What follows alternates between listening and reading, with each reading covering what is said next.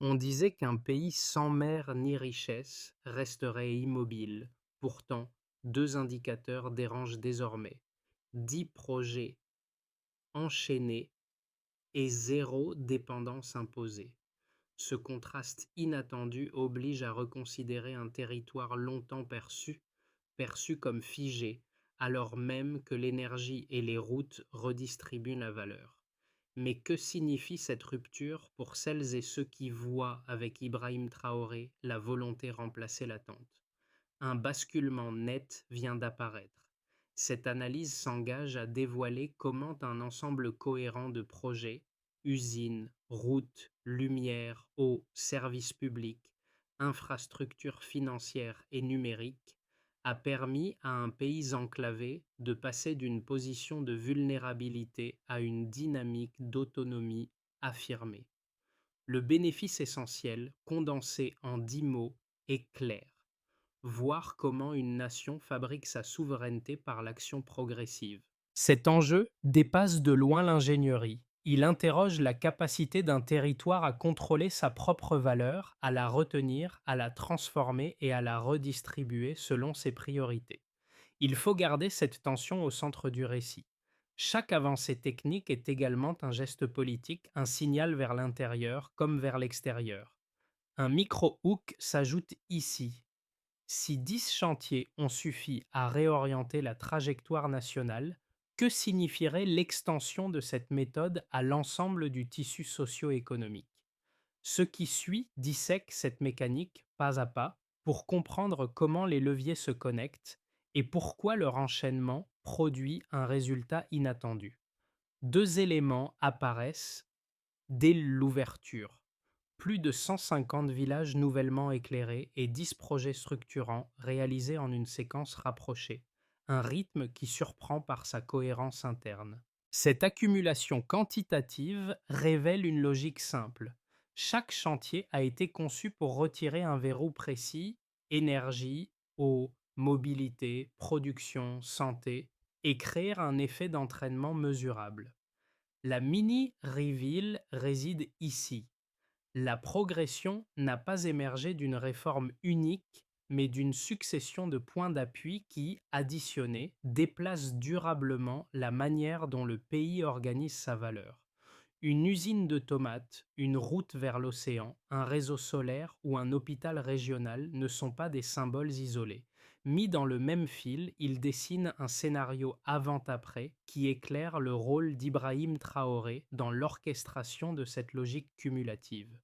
Le paysage initial rend ce contraste encore plus lisible. Le Burkina Faso devait composer avec l'enclavement, des infrastructures limitées, un déficit énergétique chronique et une dépendance forte aux filières extérieures pour transformer, transporter ou financer la production locale. Les villages vivaient sous la contrainte de l'obscurité dès la tombée du jour, les campagnes avançaient au rythme des saisons difficiles, et les villes subissaient les pénuries d'eau qui perturbaient écoles, hôpitaux et marchés. Les distances, l'attente et l'incertitude formaient l'arrière-plan quotidien. C'est dans cet environnement que les premiers œillets se sont alignés: l'usine qui garde la valeur agricole sur place, la route qui raccourcit les chaînes logistiques, la lumière solaire qui étend le temps utile, l'hôpital régional qui rapproche les soins, le barrage qui stabilise l'eau, le logement qui ancre les familles, la Banque nationale qui réoriente le crédit, les centres de données qui sécurisent l'information. Chacun d'eux, pris isolément, répondait à une contrainte. Ensemble, ils composent d'un schéma de réduction progressive des dépendances. Cette articulation crée aujourd'hui un cadre de lecture. Les transformations ne sont pas spectaculaires par leur taille, mais par la manière dont elles recomposent simultanément plusieurs plans de la vie quotidienne. Le fil conducteur de cette première phase n'est pas un héros isolé, mais un collectif d'acteurs locaux: agriculteurs, ingénieurs, ouvriers, infirmiers, électriciens, dont les gestes quotidiens ont donné corps au projet. Leur rôle forme un personnage pluriel, un guide discret mais décisif, qui permet de comprendre comment les transformations ont pris racine. Dans les usines, ce sont les équipes locales qui ont assuré la chaîne de production sans recours systématique à l'expertise extérieure. Sur les routes, les équipes techniques ont maîtrisé le tracé, l'asphalte et la signalisation en gagnant une autonomie progressive. Dans les villages, des installateurs formés sur le terrain ont déployé la lumière solaire maison par maison. Cette approche collective se lit dès les premiers effets visibles. Là où les infrastructures anciennes peinaient à répondre aux besoins, les solutions nouvelles ont rapidement redessiné l'organisation du quotidien. Horaires élargis dans les écoles grâce à la lumière stable, trajets raccourcis pour les agriculteurs, soins accessibles dans le même bassin de population, eau sécurisée dans plusieurs secteurs urbanisés. Ce sont des gains réduits en apparence, mais cumulés, ils modifient les gestes essentiels. Étudier, se soigner, produire, transporter. La présence d'Ibrahim Traoré dans cette dynamique n'est pas mise en avant par des discours, mais par le cadre d'action qu'il impulse, une stratégie consistant à placer les compétences locales en première ligne. Cette orientation explique pourquoi les premiers résultats ont été perçus comme durables. Ils ne reposent pas sur des interventions extérieures, mais sur la montée en capacité d'un ensemble d'acteurs qui connaissent le terrain et s'y ancrent.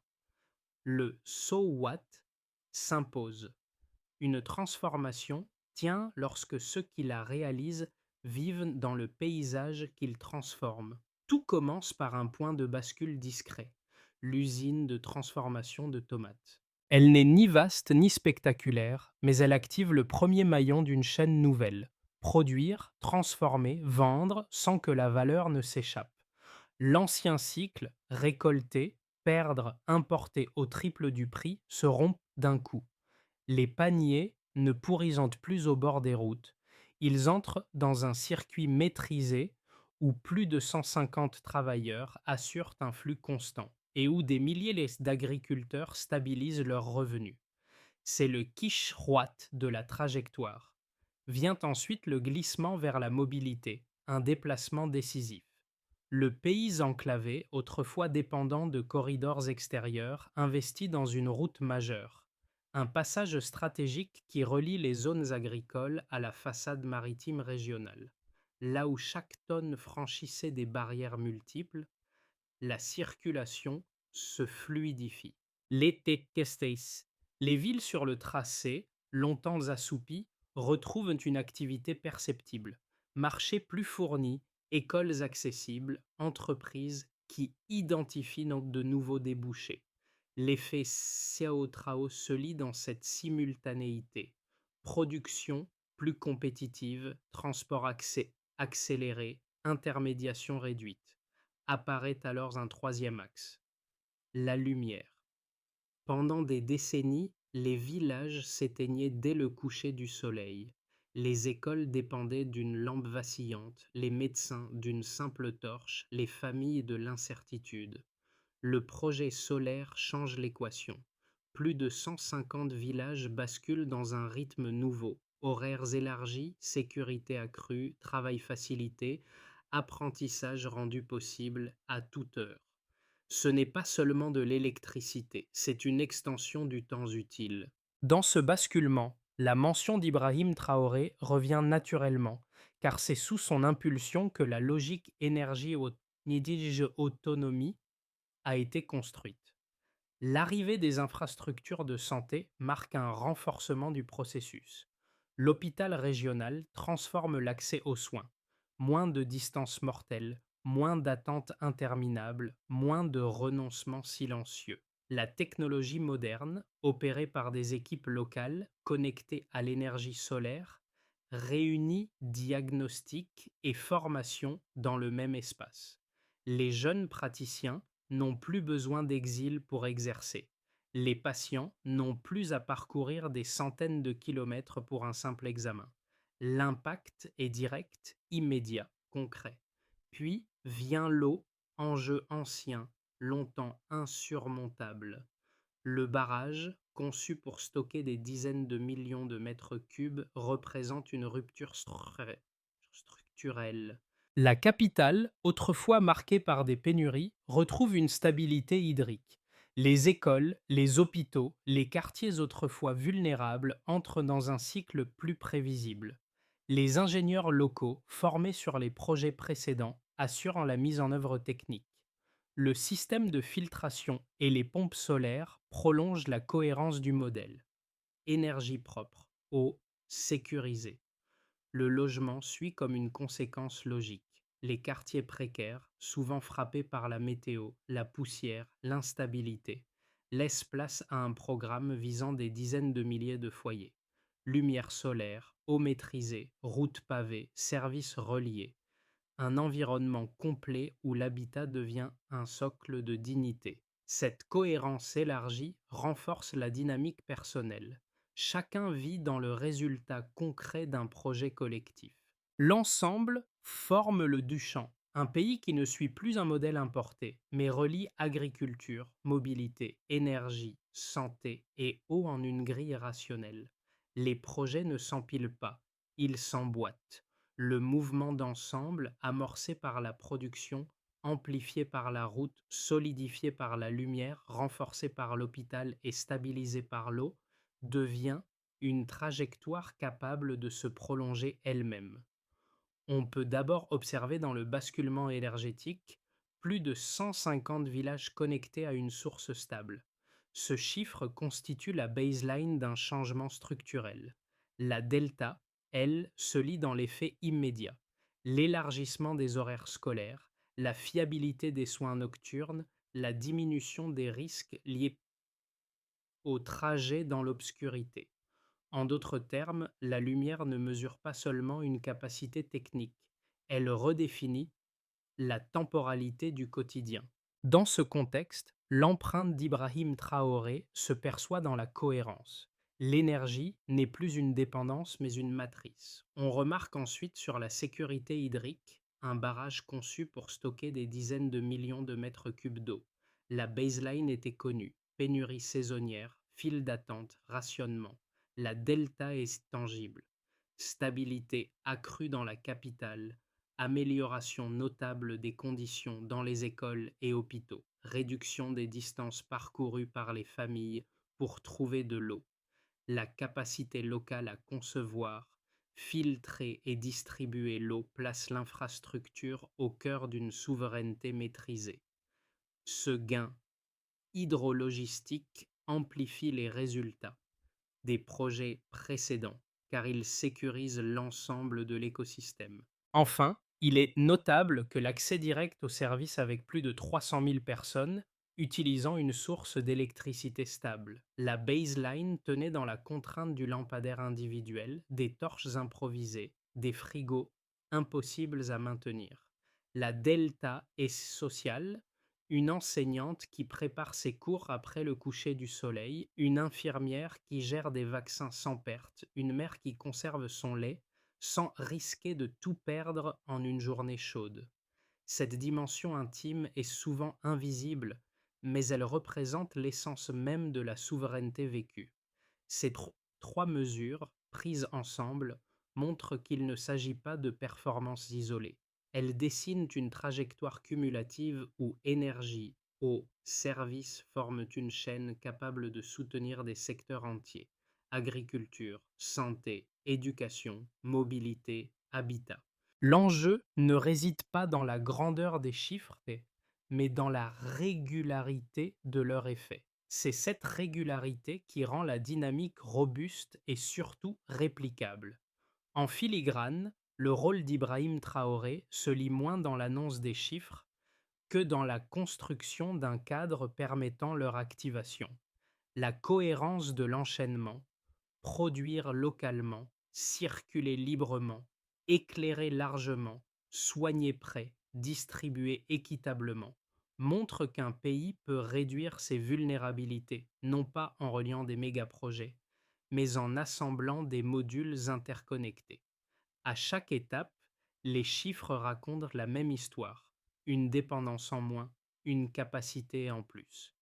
Et lorsque plusieurs capacités progressent simultanément, le système entier franchit un seuil où l'autonomie cesse d'être un idéal pour devenir une pratique quotidienne. Il existe deux façons d'aborder ce sujet, que l'on peut résumer ainsi dans les débats sur les trajectoires nationales, méritent d'être présentées avec rigueur avant d'en proposer une lecture équilibrée.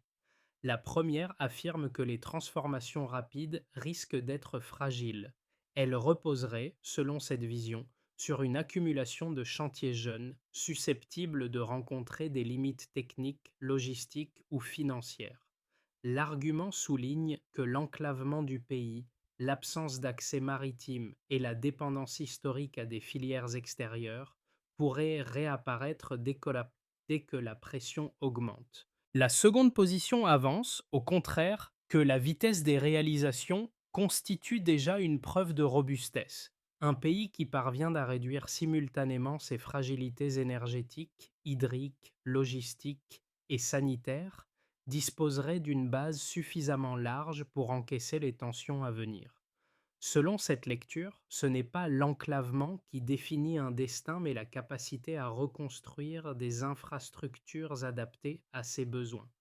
Pour trancher entre ces deux thèses, il faut revenir aux données provenant des projets eux-mêmes. Les leviers mis en place ne sont pas des structures isolées, mais des briques reliées. La lumière alimente les hôpitaux.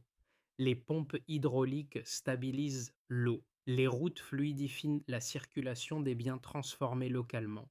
Les services numériques protègent les informations et simplifient l'accès aux prestations publiques. Autrement dit, même si chaque brique peut comporter des limites, l'ensemble forme une architecture où la redondance joue un rôle clé. Si une contrainte apparaît dans un secteur, les autres amortissent le choc. C'est dans cette perspective que l'action d'Ibrahim Traoré trouve son sens. Elle ne repose pas sur un pilier unique, mais sur une stratégie d'addition contrôlée. Les domaines avancent non pas au hasard, mais en séquence: production, mobilité, lumière, soins, eau, habitat, finances, données. Ce séquençage rend l'argument pessimiste moins pertinent, car il suppose une fragilité uniforme alors que la dynamique repose précisément sur la diversification des appuis.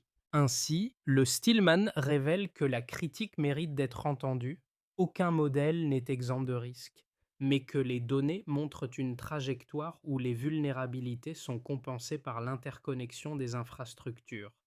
La solidité ne tient pas à la taille des projets, mais à leur articulation. Le point bascule apparaît. Au milieu du parcours, un détail souvent invisible change l'interprétation d'ensemble. Les projets ne sont plus seulement des solutions, ils deviennent des réseaux fonctionnels, capables de se soutenir mutuellement. Ce glissement marque la véritable révélation du midpoint. Là où l'on voyait une usine, une route, une centrale solaire ou un hôpital, on distingue désormais une matrice où chaque élément amplifie l'autre.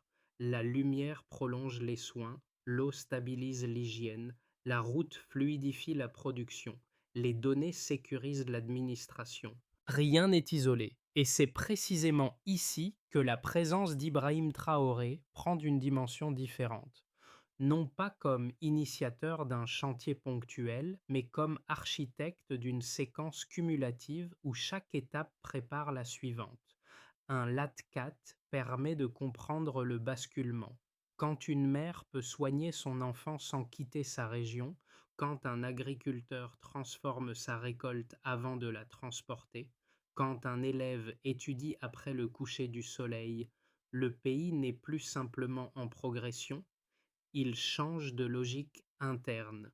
La souveraineté cesse d'être une revendication abstraite et devient une expérience quotidienne. Ce milieu du récit dévoile le mécanisme. Les projets ne s'ajoutent pas, ils se renforcent. Les effets concrets de la dynamique engagée se lisent à 4 niveaux distincts, chacun révélant comment les transformations modifient la vie quotidienne et la structure même du pays. Ce sont des conséquences mesurables, visibles et surtout cohérentes avec la logique progressivement installée depuis les premiers projets. La présence d'Ibrahim Traoré s'y reflète indirectement, non dans les discours, mais dans les conditions créées pour que ces changements se diffusent. L'administration publique gagne une stabilité fonctionnelle qu'elle n'avait pas auparavant. Les services essentiels, de l'enregistrement civil à l'accès aux documents, sont désormais accessibles via des plateformes gérées localement, sécurisées par les centres de données nationaux. La lumière stable étend les horaires de travail, l'eau sécurisée réduit les interruptions dans les services et les routes renforcent la présence institutionnelle dans les zones périphériques. Dans cet ensemble, l'État opère moins comme un guichet d'attente que comme un facilitateur direct. Ses capacités s'alignent sur l'idée que la souveraineté se construit par l'efficacité quotidienne. Les entreprises, petites comme moyennes, voient une transformation structurelle. La mobilité réduisant les coûts logistiques, la production locale reprenant de la valeur, et l'énergie stable supprimant les risques d'interruption, elles entrent dans un cycle de prévisibilité rare. Les routes permettent de réduire les pertes et d'accéder à des marchés plus larges. Les usines locales retiennent des marges qui quittaient autrefois le pays. Ce climat encourage l'investissement interne. Ateliers, coopératives, petites unités industrielles. L'impact, bien qu'encore jeune, donne la sensation d'un tissu économique qui se reconstruit par le bas plutôt que par des injections externes. C'est probablement ici que les conséquences sont les plus palpables. Les récoltes trouvent une valeur stable grâce aux circuits locaux de transformation. L'eau facilite le bétail, l'hygiène et l'irrigation de proximité. La lumière modifie la temporalité quotidienne. Les enfants étudient plus tard, les familles stockent mieux leurs denrées, les déplacements nocturnes sont moins risqués. Les hôpitaux régionaux réduisent les trajets dangereux qui pouvaient durer des jours. Les habitants sentent que leur travail n'est plus jugé à l'extérieur mais valorisé à l'intérieur. Cette reconnaissance sociale est l'un des vecteurs qui consolident la transition. Pour beaucoup, le changement n'est plus un concept, mais une routine. À l'échelle régionale, une redistribution subtile se met en place. Les corridors commerciaux, autrefois dominés par les routes d'autres pays, voient une alternative émerger depuis l'intérieur. Les villes du tracé routier gagnent en densité et en activité économique. Des pôles locaux se forment. L'approvisionnement en eau, stabilisé par le barrage, protège la capitale contre les cycles de stress hydrique.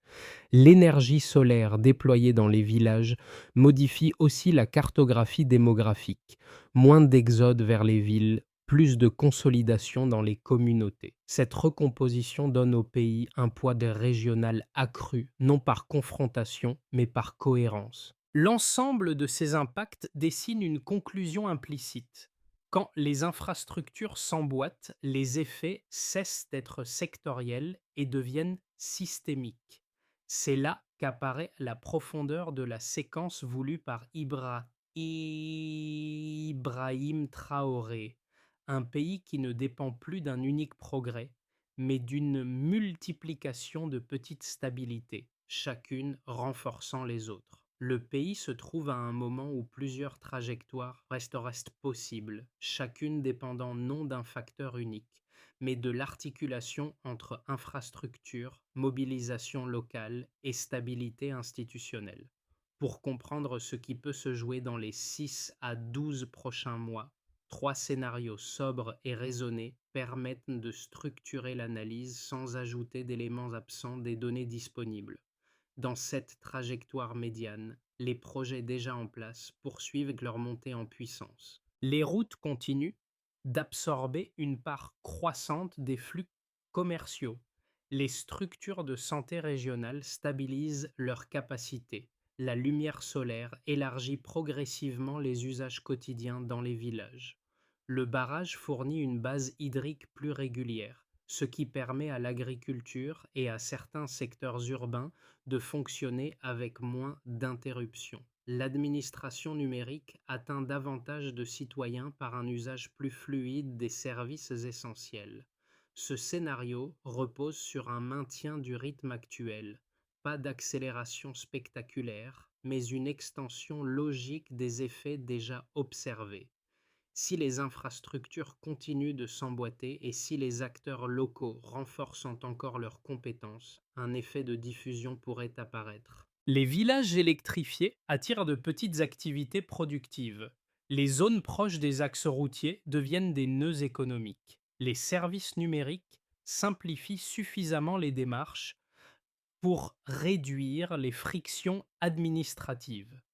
Les hôpitaux régionaux deviennent des centres de formation plus actifs, ce qui renforce les capacités locales dans plusieurs bassins de population. L'eau stabilisée encourage la diversification de certaines productions agricoles ou artisanales. Dans ce scénario, le pays ne gagne pas seulement en autonomie technique, mais en prévisibilité, un facteur déterminant pour tout tissu économique naissant. Un scénario plus difficile apparaît si plusieurs pressions convergent.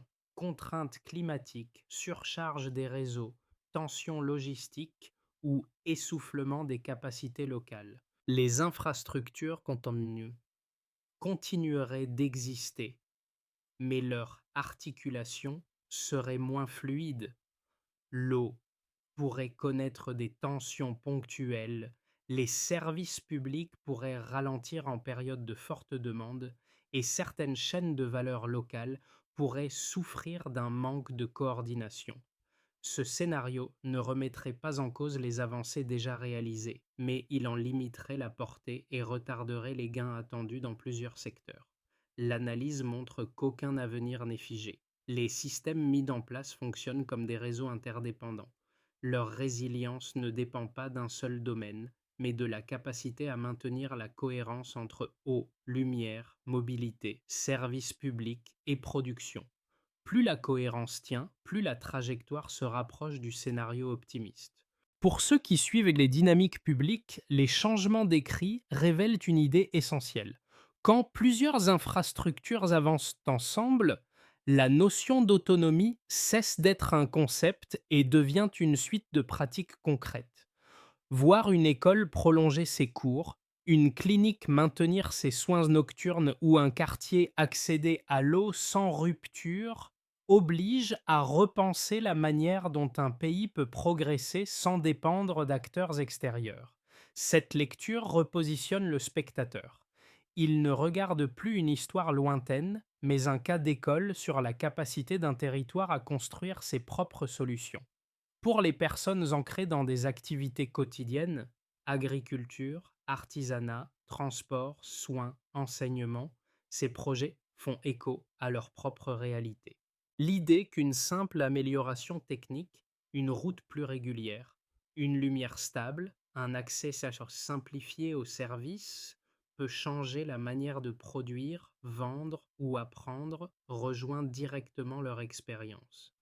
Le spectateur reconnaît dans cette histoire une version amplifiée de ce qu'il vit ou observe. La valeur se construit dans les gestes ordinaires, pas dans les discours. Pour ceux qui voient dans le développement une question de méthode, l'enchaînement d'agriculture, mobilité, énergie, eau, santé, habitat, services publics, finances, numérique illustre une stratégie cumulative reproductible ailleurs. Cette séquence montre qu'un territoire peut devenir plus stable en renforçant les points faibles un à un plutôt qu'en misant sur un projet géant. Le spectateur trouve y une grille de lecture applicable à d'autres contextes. Commencer petit, mais commencer juste. Dans ces trois cercles, un même message se répète. L'autonomie se voit dans la qualité de la vie ordinaire, pas dans la taille des annonces. La continuité des projets montre une direction claire. D'abord, stabiliser ce qui fonctionne déjà. Lumière, eau, routes, soins et services numériques grâce à la formation régulière et à la maintenance locale. Ensuite, renforcer les compétences. Multiplier les équipes techniques, soutenir les apprentissages, étendre les capacités dans les zones encore fragiles. Le principe reste celui posé par Ibrahim Traoré: donner aux acteurs locaux les moyens d'agir. Le pas suivant consiste à mieux relier les infrastructures: eau pour l'hôpital, lumière pour l'école, route pour la production, numérique pour l'administration. Enfin, consolider les zones vulnérables pour éviter que des poches de fragilité ne ralentissent l'ensemble. Une progression régulière, même modeste, garantit la solidité du réseau. Sous l'impulsion d'Ibrahim Traoré, ce groupe devient le cœur du mouvement, un guide qui transforme le pays en vivant au milieu de ce qu'il construit. Ce motif rappelle que les infrastructures ne changent pas seulement un paysage, elles changent ce qui y participait.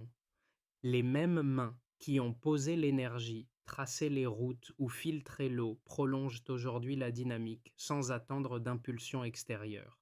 Une certitude demeure: la dignité se bâtit par les gestes ordinaires. Ce parcours n'impose aucune conclusion.